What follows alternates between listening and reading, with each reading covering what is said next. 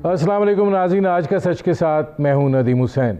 पाकिस्तान की सियासत में तलखी जो है वो बढ़ती चली जा रही है और उसने अब एक कशीदगी की नौइयत इख्तियार कर ली है। सियासी अदावत यकीनन होती थी, माजी के अंदर उसकी रवायत भी रही है, लेकिन अब सियासी अदावत जो है वो सियासी नफ़रतों में बदलती चली जा रही है और दिखाई ऐसे देता है कि हमारी सियासत के अंदर इस हद तक मामलात जो हैं वो जा चुके हैं कि जहां पर अगर ये सोचा जाए कि क्या अपोजिशन और हुकूमत के माबैन कोई बातचीत मुमकिन है तो वो अमल नामुमकिनात में से दिखाई देता है। ज़ाहिर है पार्लिमानी सतह के ऊपर जब हुकूमत को मुख्तलिफ बिलों के हवाले से मदद और ताउन दरपेश होता है तो बिलवास्ता तौर पर वो एक राब्ता जो है वो यकीनन होता है, लेकिन क़यादत की सतह के ऊपर इसका शदीद फुकदान है और दिखाई ये देता है कि ये फुकदान जो है ये हतमी है और इसके अंदर जो है कोई सूरत हाल ऐसी नहीं होगी जो बेहतरी की तरफ ले जा सके। एक चीज़ जो हालिया मुस्लिम लीग नवाज़ के बयानात से वाज़े हुई कि क्या मुस्लिम लीग नवाज़ जो है वो अब एक ऐसी लड़ाई में जा चुकी है जहां के अंदर अदारे या इदारों के सरबराह जो हैं उनको निशाना बना लिया गया है और उसके नतीजे में एक ऐसा सूरत हाल ने जन्म ले लिया है कि जहां पर मुस्लिम लीग नवाज़ के पास अब वापसी का कोई रास्ता जो है वो नहीं बचा है। अगर ये सूरत हाल देखी जाए तो एयाज सादिक साहब के बयानात को देखा जाए, नवाज़ शरीफ साहब के बयानात को देखा जाए, हालिया मरीम नवाज़ शरीफ साहब का बयान देखा जाए तो दिखाई ये देता है कि वो दो अदारों के सरबराहान जो हैं वो हदफ़े तनकीद हैं और ज़ाहिर है कि नवाज़ शरीफ साहब इस बात का इंदिया दे चुके हैं कि मेरी लड़ाई इमरान खान से नहीं है।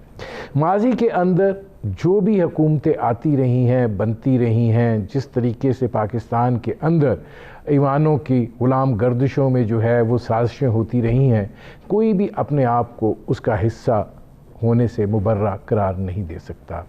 लेकिन अब ऐसे दिखाई देता है कि जैसे सूरत हाल जो है वो बदल रही है। पीडीएम के अंदर भी ये तासुर जो है वो उजागर होता चला जा रहा है कि जैसे पीडीएम जो हुकूमत को गिराने के लिए बनी थी, हुकूमत को निशाना बनाने के लिए बनी थी, वो यरगमाल हो गई है नवाज़ शरीफ के बयानिए में और अब वहाँ पर भी ये सोच पैदा हो रही है और ज़ाहिर है कि मुख्तलिफ़ पार्टीज़ हैं, हर पार्टी ने अपने अंदाज़ और अपने मुफाद के अंदर सोचना है।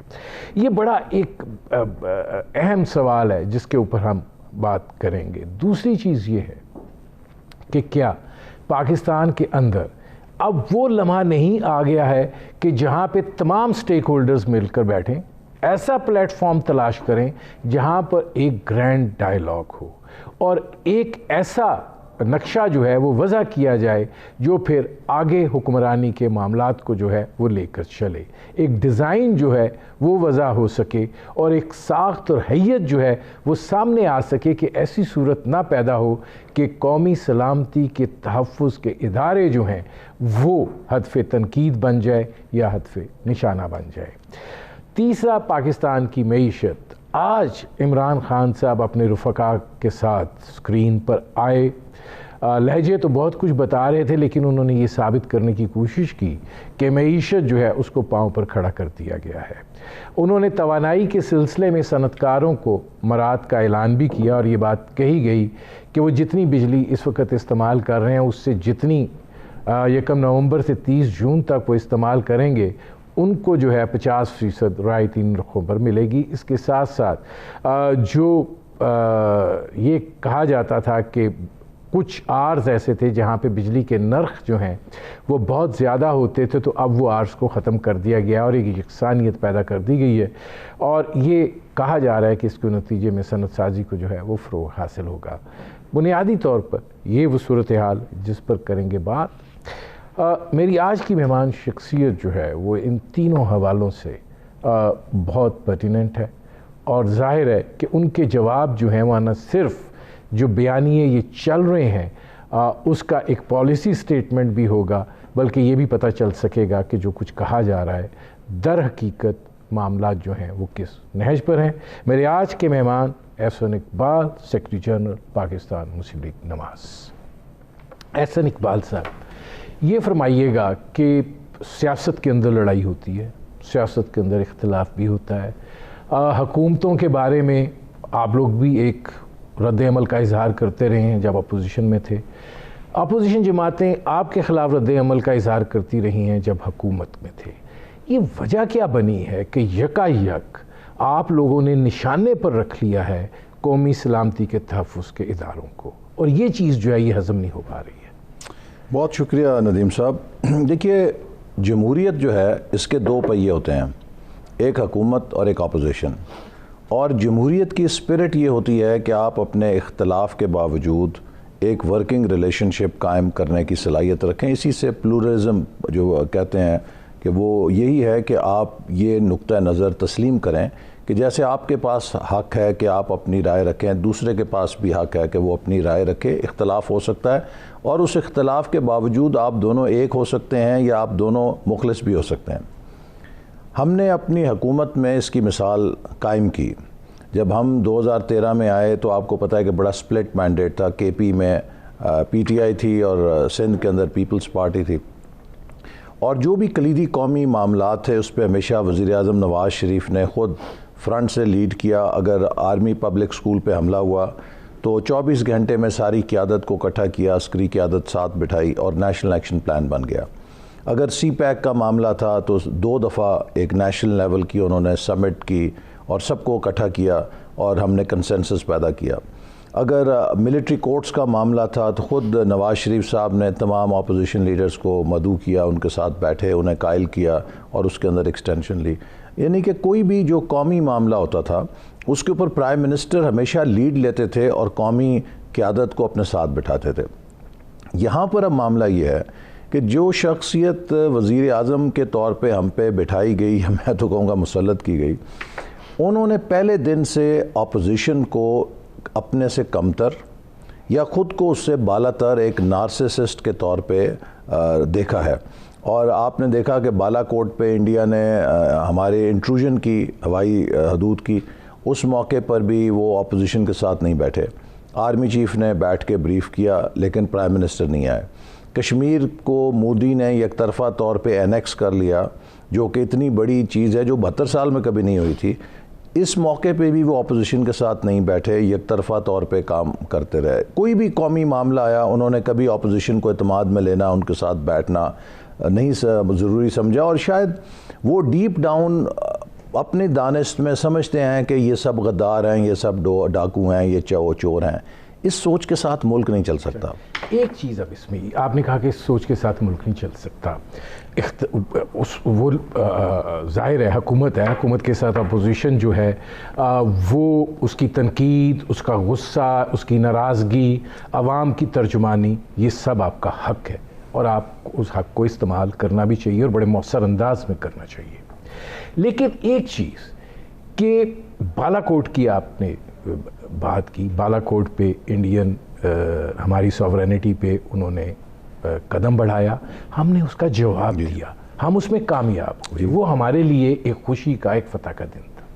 اب ایاز صادق صاحب کی جو سٹیٹمنٹ ہے وہ اس کو انڈرمائن کر دی ہے، کیوں؟ دیکھیے، جو ایاز صادق صاحب کی سٹیٹمنٹ ہے اس کے حوالے سے میں کہوں گا کہ یہ حکومت ایک بہت خطرناک کھیل کھیل رہی ہے۔ جیسے جب یہ اپوزیشن میں تھے تو انہوں نے ہمارے خلاف مذہبی کارڈ کھیلا تھا اور میں اس کا نشانہ بنا تھا۔ یہ اللہ کا خاص کرم ہے، میری لوگوں کی دعائیں تھیں، میری ماں کی دعائیں شاید میرے ساتھ تھیں کہ میں زندہ بچ گیا۔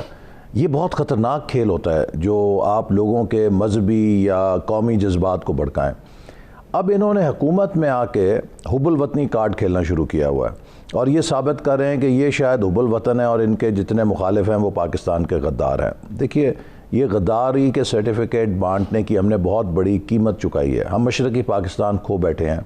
ہم نے بابا قوم قائد اعظم کی ہمشیرہ، جن کی تحریک پاکستان میں گراں قدر خدمات تھیں، شاید اگر وہ نہ ہوتی تو قائد اعظم یہ کامیابی حاصل نہ کر سکتے، ان کو بھی غداری کا سرٹیفکیٹ دیا۔ ایاز صادق صاحب نے واضح کیا کہ میرا مخاطب نہ آرمی چیف تھے، نہ قومی سلامتی کے ادارے تھے، نہ قومی سلامتی کی صورتحال تھی۔ میرا مخاطب کون تھا؟ وزیر خارجہ۔ اور کیوں تھا؟ کہ وزیر خارجہ اور ان کے وزراء 2 دن سے مسلسل اپوزیشن کو اسمبلی کے اندر ان کے خلاف الزامات لگا رہے تھے کہ یہ ان میں مودی کی روح ہے, یہ انڈیا کے ایجنٹ ہیں, یہ غدار ہیں. آپ مجھے بتائیے, آپ ایک پاکستانی ہیں, اگر میں آپ کو بار بار کہوں گا آپ غدار ہیں تو آپ کا حق تو ہے نا آپ مجھے بھی کویشچن کریں بھی تم کون ہو. تو اسی حوالے سے ایک دن پہلے میں نے بھی شاہ محمود قریشی کو کویشچن کیا, میں نے کہا بھی آپ کون ہیں ہماری اب الوطنی کو چیلنج کرنے والے, اور آپ کی ان تقریروں سے مجھے پتہ لگ گیا ہے کہ آج پاکستان کی سفارتی سطح پہ یہ جو آئسولیشن ہے کیوں ہے, کہ اگر آپ یہی تقریریں باہر جا کے کرتے ہیں تو اللہ ہی حافظ ہے پھر ہمارا. نہیں, اس میں ایسا اقبال صاحب اس کو اکٹھا کر لیں. آپ نے جو بات کی ہے یہ ایک منطقی بیانیہ ہے, لیکن جب ایاز صادق صاحب بات کریں اور وہ یہ بات کہیں کہ ٹانگیں کانپ رہی تھی, وہ جو پرسیپشن ہے, وہ جو پیچھے معاملہ سارا ہے, اس کو ایروڈ کریں. دیکھیے میں آپ سے عرض کروں, جو پاکستان کی کیپیبلٹی ہے نا, انڈیا ایاز صادق صاحب کے بیان سے نہیں ڈٹرمن کرتا, یا انڈیا کی لوک سبھا میں کوئی انڈیا کا اپوزیشن پاکستان کی کیپیبلٹی یا انڈیا کی کیپیبلٹی پہ کوئی بیان دے گا تو اس سے فیصلہ نہیں ہوگا.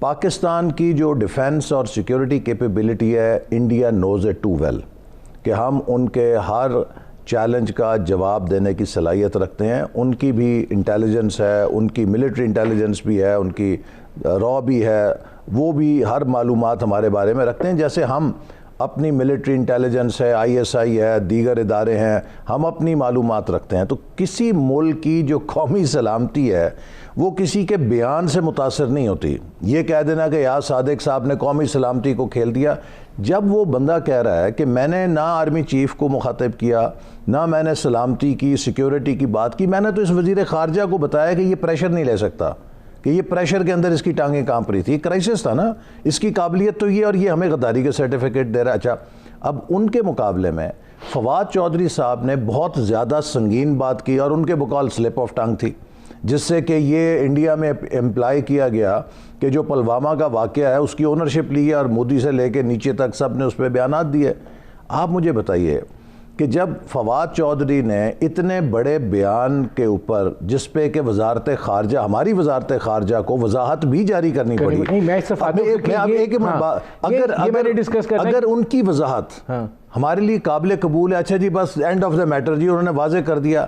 اب ایاز صادق وضاحت کر رہا ہے کہ میرا یہ مطلب نہیں تھا جو حکومت میرے منہ میں ڈالنے کی کوشش کر رہی ہے, اور ہم اس ایشو کو ڈریگ کر رہے ہیں. وہ کہتا ہے کہ میرا مخاطب آرمی چیف نہیں تھا, وزیر خارجہ تھا, اور حکومت مصر ہے کہ وہ یہ ثابت کرے کہ ایاز صادق کا جو مخاطب ہے وہ آرمی چیف تھا. مجھے بتائیے کون کھیل رہا ہے؟ اب اس میں جو احسن اقبال صاحب اسٹریٹ بات ہے وہ یہ ہے کہ جب میاں نواز شریف صاحب جو ہیں وہ چیف آف آرمی اسٹاف اور DGI سے جواب مانگنا شروع کر دیں, مریم نواز جو ہیں وہ یہ کہیں کہ وردی کو کچھ نہیں کہنا اور دیکھنا ہے وردی, مطلب یہ وہ بیانیہ ہے جس کو میں اب مسلم لیگ کی لوگوں سے بات ہو رہی ہے, جب بات کرتے ہیں تو وہ بھی ذرا اب ہچکچا رہے ہیں کہ کیا ہو رہا ہے.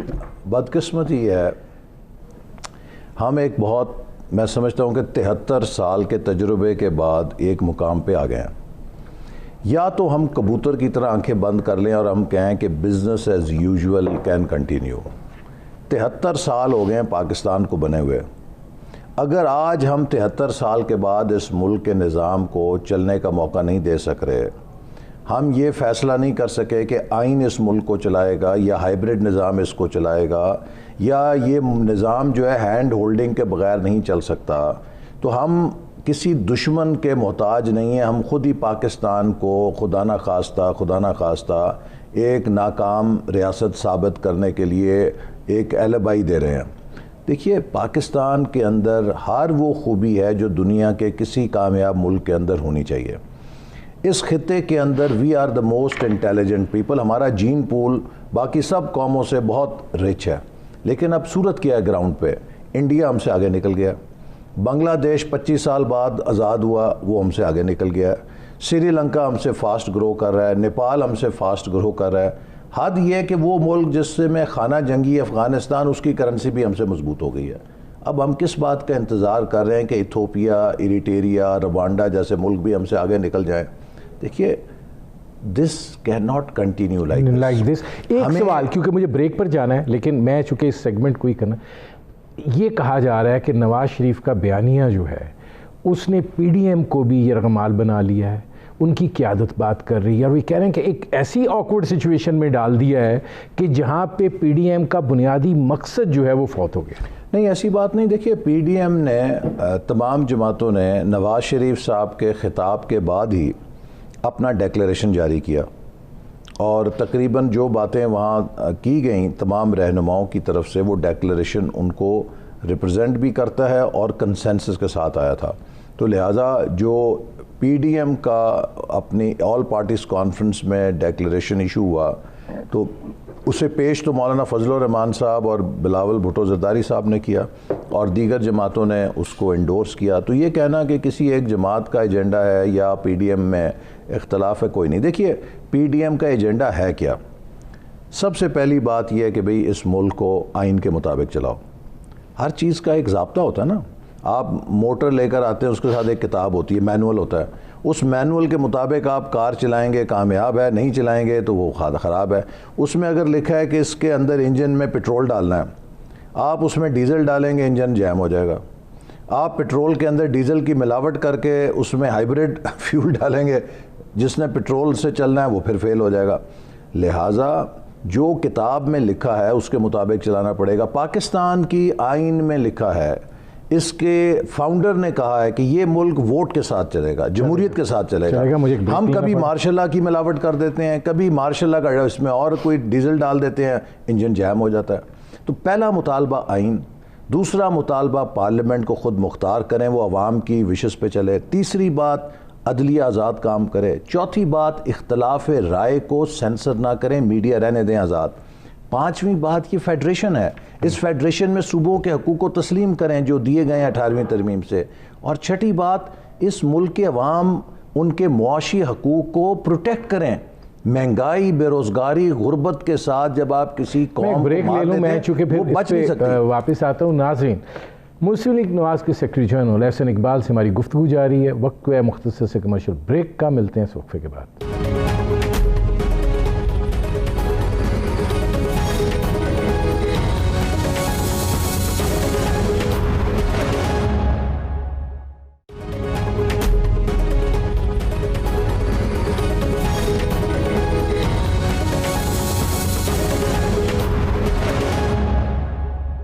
Welcome back.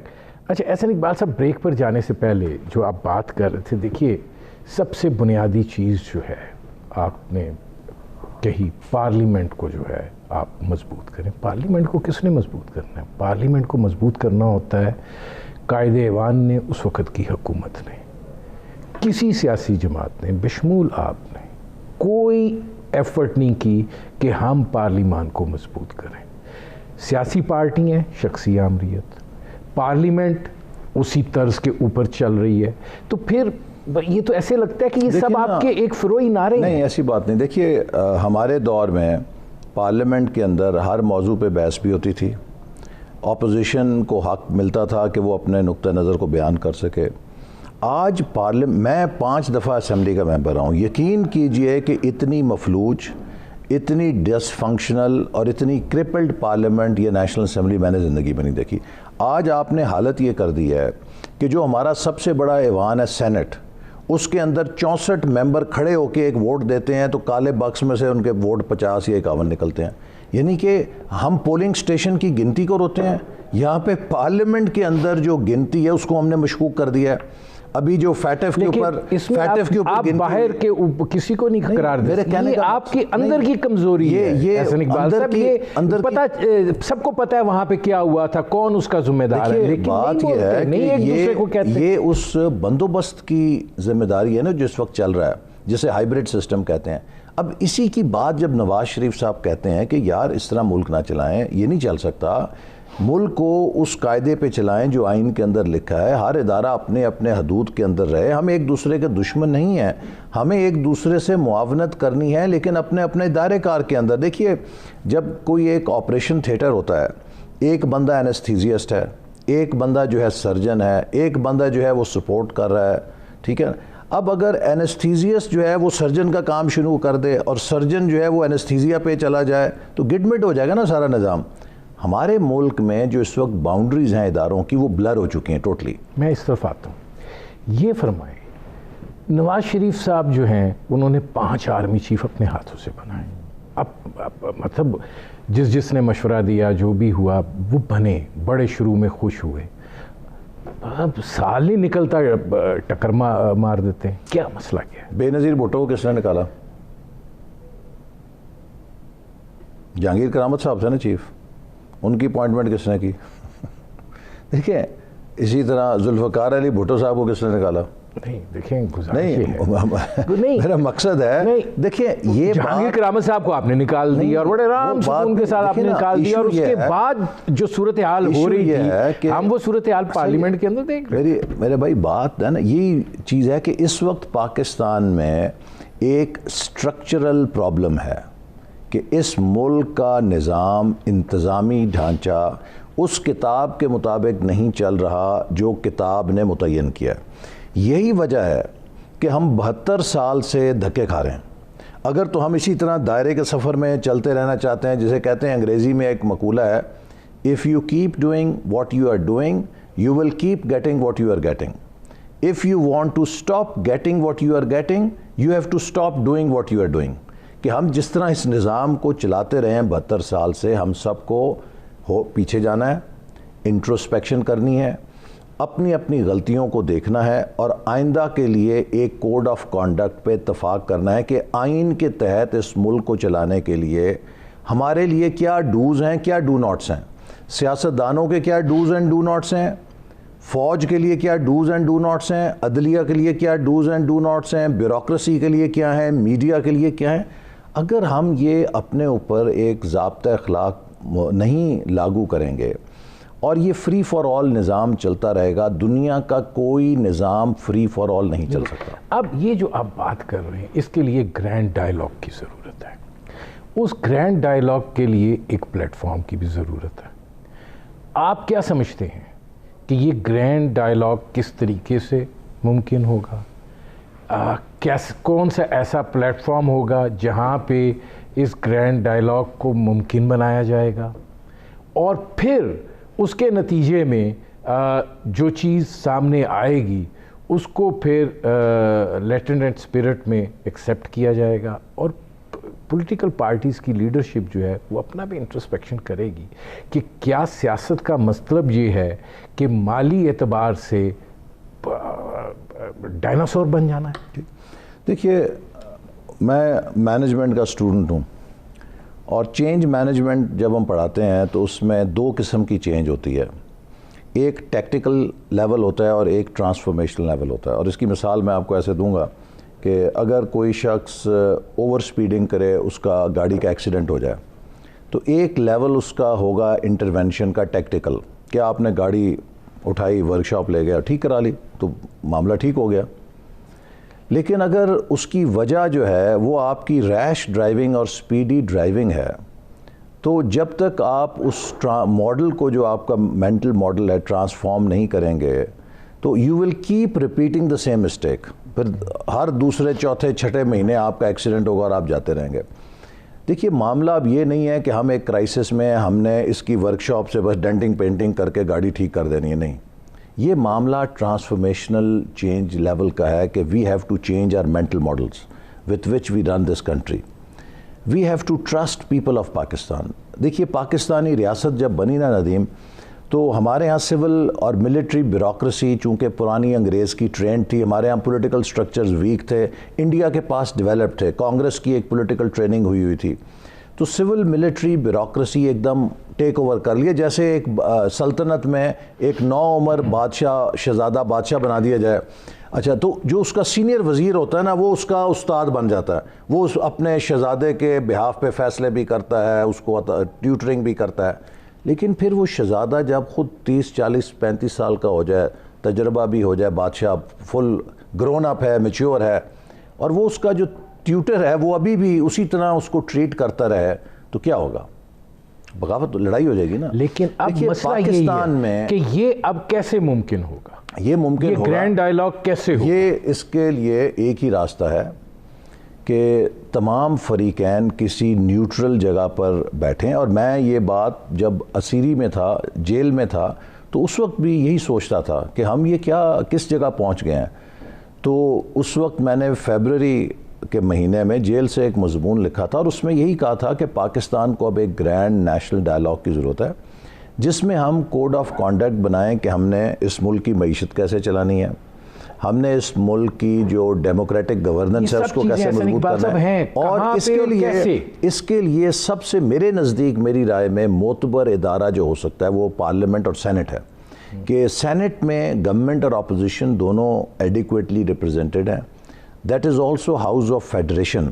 اور میرا یہ خیال ہے کہ ہمارے ہر قومی ادارے کو اپنی ذمہ داری محسوس کرنی چاہیے کہ ہم جس ڈیڈ لاک کی طرف اور جس بحران کی طرف بڑھ رہے ہیں, اگر سینٹ سے وہاں کے چیئرمین یہ انیشیٹو لیں اور تمام سٹیک ہولڈرز کے ساتھ, دیکھیے ڈائلاگ ہی اینڈ میں نتائج حل کرتا ہے نا. ایک ایکسرسائز شروع کی تھی, انہوں نے پورے ہاؤس کی کمیٹی بناتے تھے اور جو کرٹیکل ایشوز تھے ان کے اوپر لوگوں کو بلاتے, انہوں نے آرمی چیف کو بھی بلایا اور وہاں پر بات ہوئی.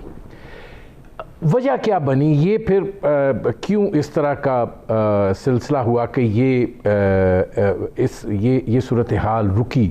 کہ آپ یہ سمجھتے کہ یہ کنٹینیو کرتی تو بہت ساری غلط فہمیاں دور ہو سکتی تھیں, بہت سارے مسائل حل ہو سکتے تھے اور ایونچولی کسی ایسے صورتحال پہ پہنچا جا سکتا تھا جہاں پہ یہ کچھ اصول طے ہو جاتے؟ دیکھیں نا, یہ بڑی دکھ بھری کہانی ہے, چونکہ ہم نے تو 5 سال اس ملک کو اس مقام پہ کھڑا کر دیا تھا کہ اب یہ ٹیک آف پوائنٹ تھا.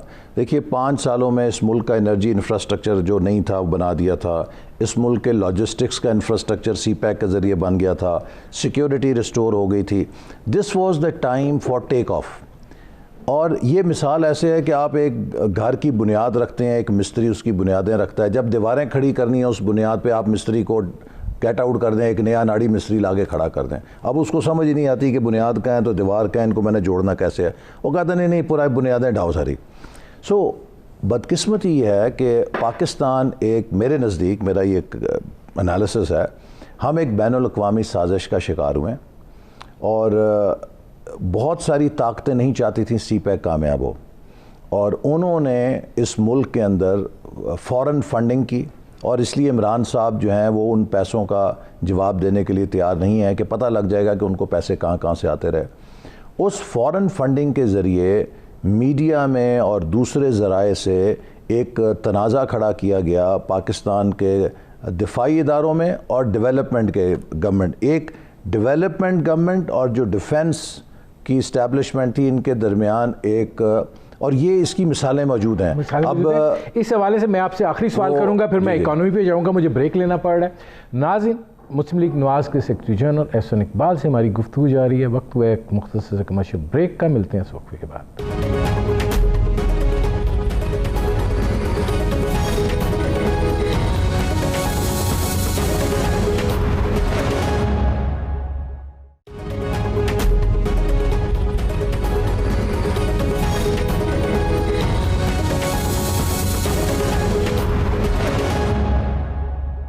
Welcome back.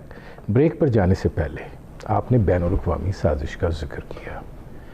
آج رانا ثناء اللہ نے پریس کانفرنس کی اور اس پریس کانفرنس میں انہوں نے کہا کہ نواز شریف صاحب جو ہیں وہ بیرون ملک اپنا علاج بھی کر رہے ہیں اور یہاں کے جو حکمران ہیں ان کا علاج بھی کر رہے ہیں, اور جب دونوں کا علاج کر لیں گے تو واپس آ جائیں گے. جب وہ یہ بات کر رہے ہیں تو کیا وہ بھی بین الاقوامی سازش کا حصہ ہے؟ نہیں, وہ دیکھیں نا, اگر کوئی شخص کہہ رہا ہے کہ اس ملک کو آئین کے مطابق چلاؤ, اگر یہ بین الاقوامی سازش ہے تو بہت اچھی سازش ہے, اس ملک کو آئین کے مطابق چلنا چاہیے. اگر کوئی شخص کہہ رہا ہے کہ اس ملک کو لوگوں کی منشا کے مطابق چلاؤ, اس ملک کا الیکشن آزاد منصفانہ ہونا چاہیے, تو اگر یہ سازش ہے تو بہت اچھی ہے, اللہ کرے یہ سازش کامیاب ہو جائے. دیکھیے میں جو آپ سے بات کر رہا تھا, دنیا میں مثالیں, اب یہ جو جسے کہتے ہیں نا 5th جنریشن وارفیئر, وہ کیا ہے کہ اطلاعات انفارمیشن کے ذریعے, فیک نیوز کے ذریعے آپ ڈسکارڈ پیدا کرتے ہیں, آپ کانفلکٹ پیدا کرتے ہیں, آپ اشخاص کے درمیان, اداروں کے درمیان اور ملک کے جو اور بین الاقوامی تعلقات ہیں ان کے درمیان اختلافات کو پیدا کرتے ہیں. اور ہمارے اندر بھی یہی ہوا, اور اس کے نتیجے میں آپ دیکھیے کہ ایک ایسی حکومت جو کامیابی سے چل رہی تھی, جس کے بعد اگر وہ دوبارہ آ جاتی, کنٹینیوٹی مل جاتی ہماری پالیسیز کو, تو پاکستان آج کہاں چلا جاتا. اب آ جاتے ہیں اس طرف, رپچر کر دیا, کیونکہ میرا ابھی آخری سیگمنٹ اور میں نے اس پہ آپ سے, لیکن ذرا جلدی ہم سیگمنٹ کریں گے.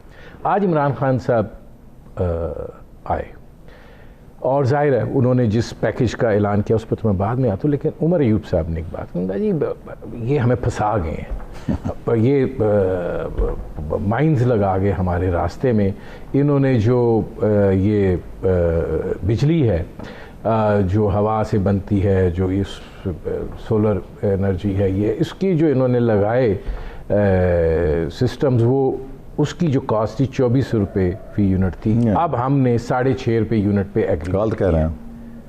دیکھیے ایک تو یہ حکومت اس ڈھٹائی سے جھوٹ بولتی ہے, میں سمجھتا ہوں کہ شیطان بھی شرما جاتا ہے جس طرح یہ جھوٹ بولتے ہیں. ہمارے دور میں جتنے بجلی کے منصوبے لگے وہ پاکستان کی جو ایوریج پاور جنریشن کاسٹ تھی اس سے کم لگے. مثال کے طور پہ اگر ہماری 14 سینٹ کاسٹ ہے تو کوئی 9 سینٹ پہ لگا, کوئی 7.5 پہ لگا, کوئی 9.5 پہ لگا, لوگوں کی آسانی کے لیے. ٹھیک ہے, فی یونٹ کیا تھا. نہیں میں آپ کو سینٹس بتا رہا ہوں نا, سینٹ کو اب آپ کیلکولیٹ روپے میں کیا, دیکھیں دنیا میں بینچ مارک سینٹس کا ہی ہوتا ہے نا, تو انہوں نے تو ملک کو تباہ کیا ہے ڈیویلیویشن کی وجہ سے, کہ جو ان کالڈ فار ڈیویلیویشن ہے اس کا بوجھ تو ہم پہ نہیں ڈال سکتا ہے نا. جو انہوں نے 40% بغیر سوچے سمجھے ڈیویلیویشن کر دی, اس نے پاکستان ساکھدار صاحب نے مصنوعی کھڑا کیا ہوا تھا 100 روپے. مجھے ندیم آپ مجھے یہ بتاؤ, مصنوعی طور پہ 6 مہینے معیشت کھڑی ہو سکتی ہے, چلو سال کوئی کھڑی کر لے گا, 5 سال تو نہیں کھڑی کر سکتا. ہمارے پاس کوئی سونے کے ذخیرے تو نہیں تھے کہ ہم نے 5 سال مصنوعی کھڑی کر لی ہے.